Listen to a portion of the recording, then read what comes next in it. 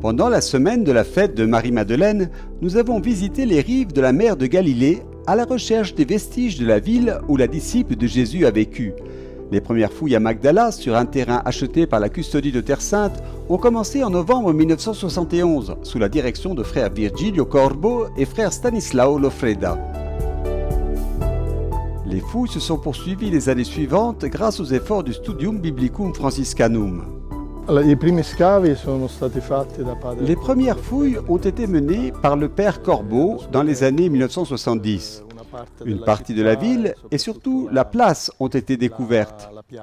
L'essentiel des fouilles a été réalisé entre 2006 et 2012. Une série de fouilles dirigée par Stefano De Luca pour la custodie de Terre Sainte a mis au jour des ruines qui sont encore visibles aujourd'hui. Surtout, elles ont mis en lumière un port de la ville de Magdala, datant de l'époque romaine. C'est une découverte très importante qui définit très bien l'importance de cette ville dans la région, économiquement et aussi militairement. En 2008, la découverte des piscines thermales a également permis de trouver de précieux lots de poteries en céramique, de pots à parfum et de bijoux. Parmi les résultats les plus importants, on a découvert le monastère byzantin et les bâtiments de la ville romaine. Avec la campagne de cette année, nous avons repris notre travail ici à Magdala pour essayer de reconstruire, ou plutôt de comprendre, les différentes phases de la ville. Comment la ville a évolué au fil du temps, de la fin de la période hellénistique à la période islamique. Pour la docteure Katia Citrin-Silverman de l'Université hébraïque de Jérusalem, spécialiste des périodes islamiques et médiévales, il est intéressant de voir ce qu'il est advenu des sites chrétiens sous la domination islamique. Et elle a aussi une théorie sur le développement de l'industrie sucrière dans la région.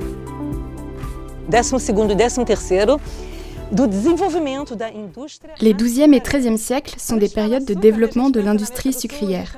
Quand on parle de sucre, on pense à l'Amérique du Sud, au Brésil, mais en fait, toute l'histoire du sucre a commencé ici. Et Magdala pourrait aussi avoir une place dans le puzzle de l'industrie sucrière de cette région.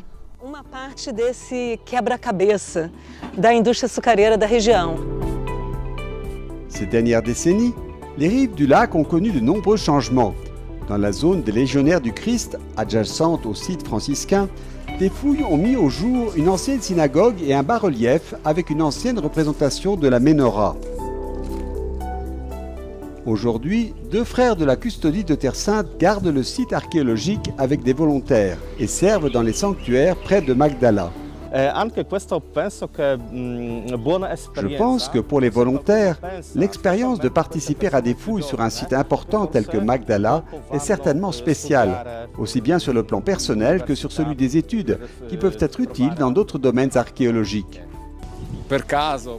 Par un effet de la Providence, le premier jour où nous sommes venus ici pour creuser était le jour de la fête de Marie-Madeleine. On a peut-être touché des pierres de son époque. C'était très agréable et très joyeux d'être ensemble et de participer aux fouilles.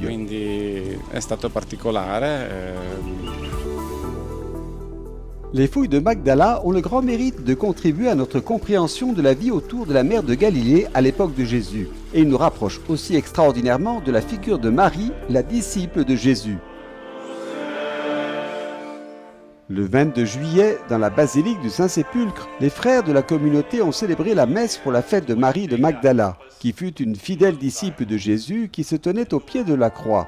La première à qui, le matin de Pâques, le Seigneur est apparu en l'appelant par son nom.